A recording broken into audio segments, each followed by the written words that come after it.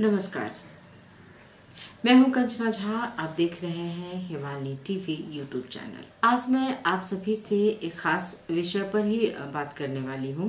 कुछ दिन पहले प्रतिनिधि सभा की बैठक में संसद को संबोधित करते हुए लोकतांत्रिक समाजवादी पार्टी के अध्यक्ष माननीय महंत ठाकुर जी ने कुछ बातें कही थी।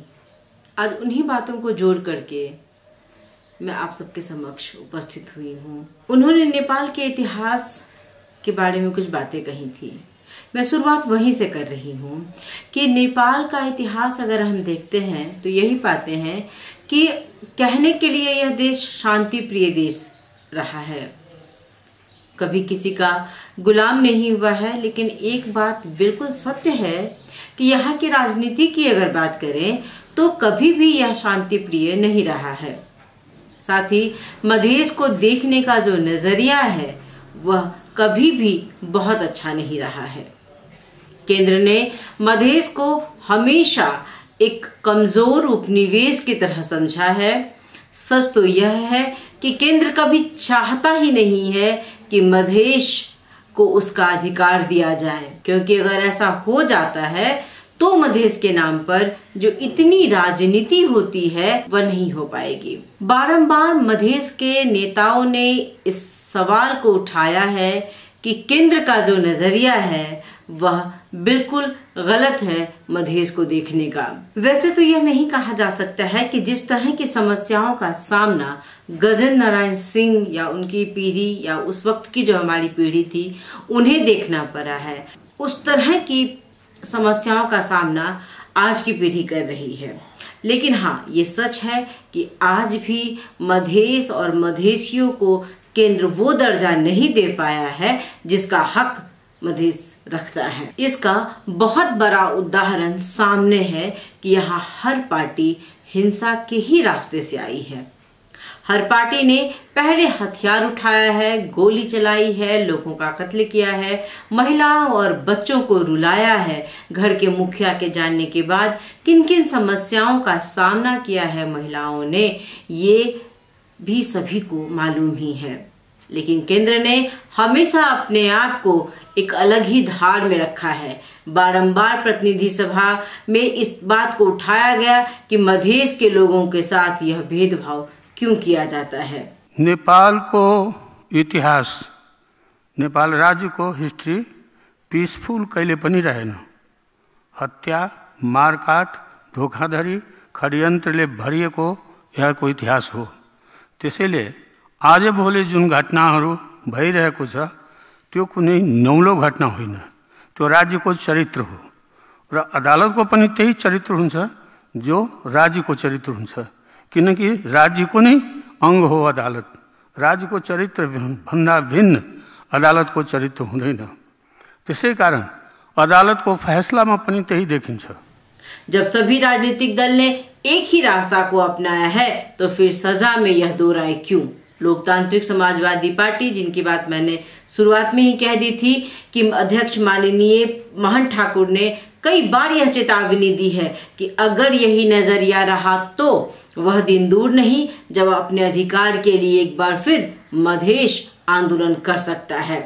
वो बारंबार मधेश के जिन नेताओं पर कार्रवाई की जा रही है या जो जेल में सजा काट रहे हैं उनको छुड़ाने के लिए अपनी बात को सदन में रख रहे हैं। इसी के तहत कुछ दिन पहले जब प्रतिनिधि सभा में उन्हें बोलने का समय दिया गया तो उन्होंने एक बार फिर अपनी बात को सदन के समक्ष रखा है। उन्होंने नेपाल के इतिहास को दिखाते हुए इस बात से अपनी शुरुआत की।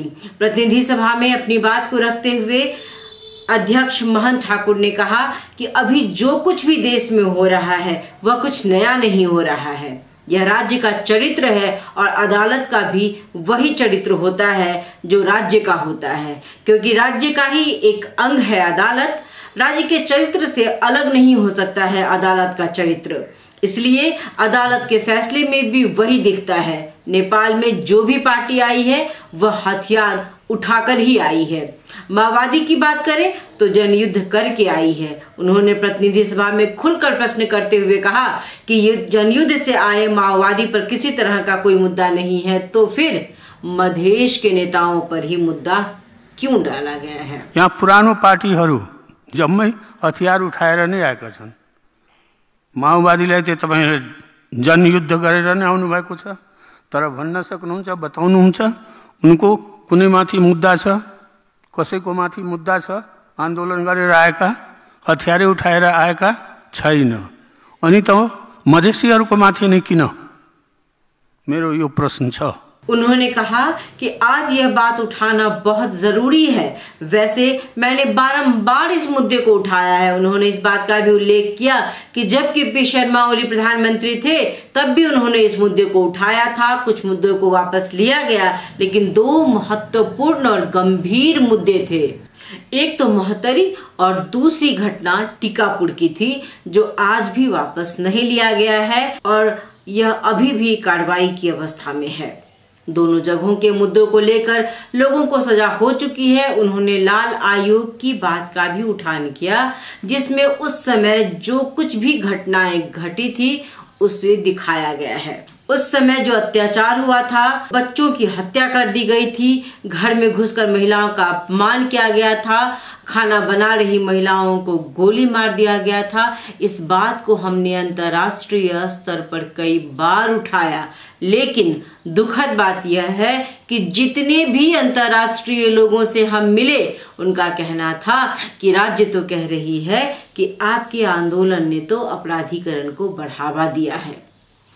मैंने भी कहा कि यह तो आप राज्य से कहें, मुझसे क्यों कह रहे हैं? इस बात को तो राज्य को ध्यान में रखना है। उस समय मुझे पता चला, अध्यक्ष ने कहा कि उस समय मुझे पता चला कि वास्तव में मधेश तो अभी भी नेपाल के राज्य का एक उपनिवेश है, आंतरिक उपनिवेश है। और उपनिवेश की ना तो अपनी बोली होती है, ना ही अपनी उसकी कोई भाषा होती है, और साथ ही ना ही उसका कोई व्यक्तित्व होता है। जो कुछ भी होता है वह केंद्र का होता है। केंद्र अर्थात मालिक। मालिक की ही बोली को मानने के लिए उपनिवेश बाध्य है। उसकी ही बोली जनता की भी बोली होती है। मालिक की ही बोली को सभी सुनते हैं, उपनिवेश की बोली नहीं सुनी जाती है। मालिक की ही बोली को सभी सुनते हैं। हमारी हालत यही है। चाहे हम कहीं भी जाएं, कुछ भी कहें, हमारी बोली का कोई महत्व नहीं है। कर्तव्य बस हम अदालत गए, कानून का सहारा भी लिया, लेकिन वहां भी कुछ खास बात नहीं बनी। हमारे नेता लोग हैं जिन पर कुछ मुद्दों को लगाकर जेल में बंद कर दिया गया है। जिन व्यक्तियों को सजा दी गई है वो हमारी ही पार्टी के लोग हैं। अभिराम शर्मा को लेकर उन्होंने कहा कि वो पहले भी सांसद थे, अभी भी वो प्रदेश सांसद हैं और दल के नेता भी हैं। इसी तरह रामशंकर मिश्र का उन्होंने नाम लिया, इसी तरह सुरेश पांडे जी का भी नाम उन्होंने लिया। धर्मेंद्र राय नेता हैं और इन सभी के बारे में उन्होंने कहा, सदन में पूछा कि क्या इस तरह के लोग किसी की हत्या कर सकते हैं? जहां हजारों लोगों की भीड़ थी, एक जूनियर पुलिस ऑफिसर घायल हुआ और गांव के लोगों ने उसके साथ क्या किया, यहाँ तक कि उसकी मृत्यु जलेश्वर में भी नहीं हुई। जलेश्वर में वह घायल हुआ और उसे जनकपुर अस्पताल लाया गया। उन्होंने कहा कि लोग सड़क पर आंदोलन कर रहे थे, गांव-गांव में आंदोलन चल रहा था, उन्हें मेन सड़क से नहीं ला करके कच्ची सड़क से अस्पताल ले जाने का प्रयास किया गया। माननीय महंत ठाकुर जी ने अपनी बात पूरी कह भी नहीं पाए, उनका समय समाप्त हो गया, वो बैठ गए। लेकिन हाँ, उस दिन जो बातें उन्होंने प्रतिनिधि सभा में कही, इससे यह साफ जाहिर होता है उनकी मृत्यु किसी व्यक्ति के कारण से नहीं हुई थी, तो इस तरह का अन्याय क्यों किया गया है? अगर यह मधेश के लोगों के लिए है तो फिर जनयुद्ध करके आए हजारों हजार लोगों की हत्या करके आए प्रचंड को हम क्यों छोड़ रहे हैं?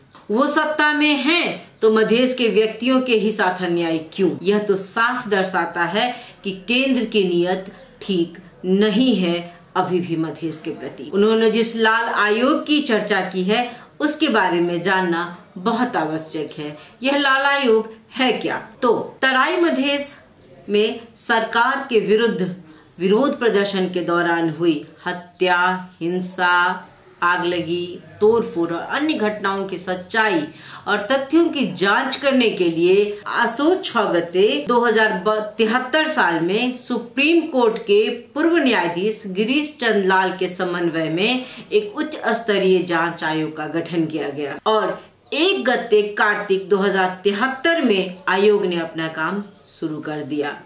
लगभग 14 महीने के बाद आयोग ने अपना प्रतिवेदन तैयार कर प्रधानमंत्री, उस समय के तत्कालीन प्रधानमंत्री शेर बहादुर देउवा को सौंपा।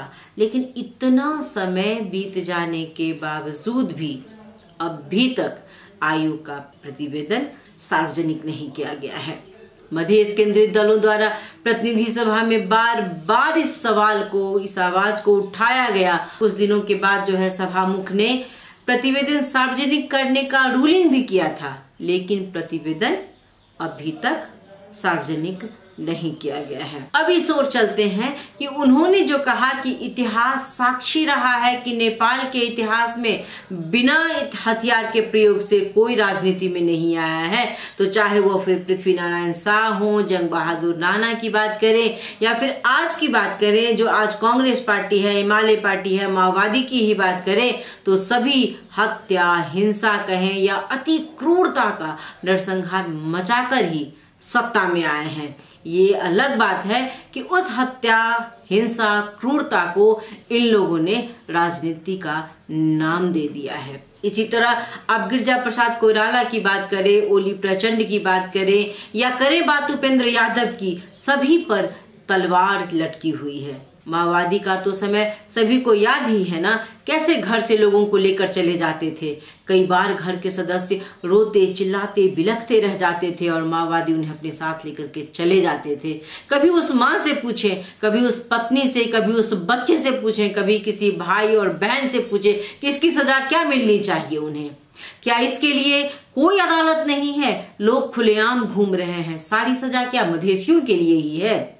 हाँ, कोई ये नहीं कह सकता है कि हत्या करना अच्छी बात है, लेकिन आंदोलन का समय था, कोई सोची समझी नीति नहीं थी इनके पास, या फिर कोई षड्यंत्र नहीं रचा गया था कि किसी पुलिस अफसर को मार देना है, कोई षड्यंत्र नहीं रचा गया था किसी के खिलाफ। यह बात केंद्र भी जानती है, प्रधानमंत्री भी जानते हैं, लेकिन तू भी चुप, मैं भी चुप, सब चुप, क्योंकि कहीं ना कहीं ये सभी लोग किसी खास वर्ग या कहें जात या कहें भाषा भाषी से संबंध रखते हैं, जो हमेशा मधेश के साथ विभेद करते आ रहे हैं। आज का यह मेरी बातें आपको कैसी लगी? आप अपने सुझाव सलाह हमें अवश्य भेजें।